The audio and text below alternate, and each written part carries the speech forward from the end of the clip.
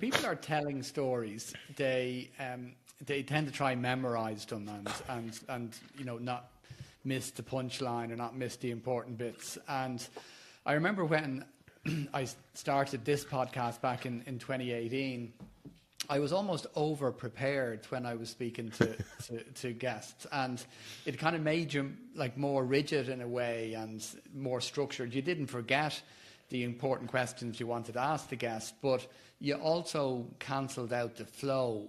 Like, what advice would you have when people have their story, they have some of the events, and they want to then tell it? How natural should they be, or how can we allow them to be as natural as possible while still telling a good story? Well, I tell people not to memorize a story. So if I was to tell you the spoon story again right now, the sentences would absolutely be different.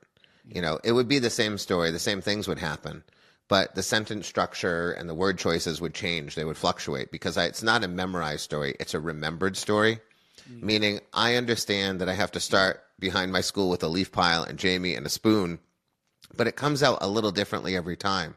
So I tell people, don't memorize, because when you memorize, you create a chain of sentences.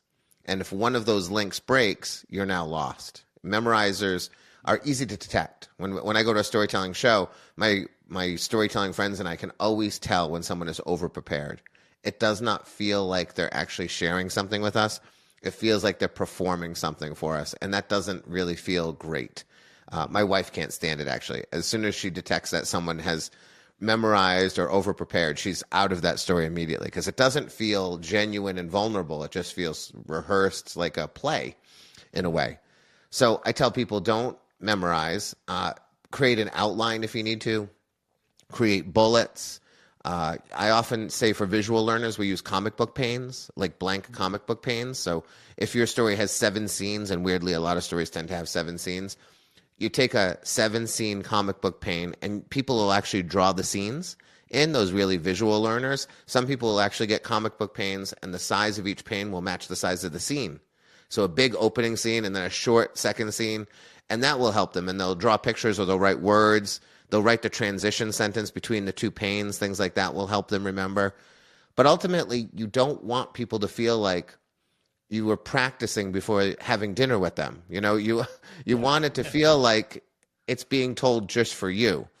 And so, I remember scenes. I remember what needs to go in the scenes.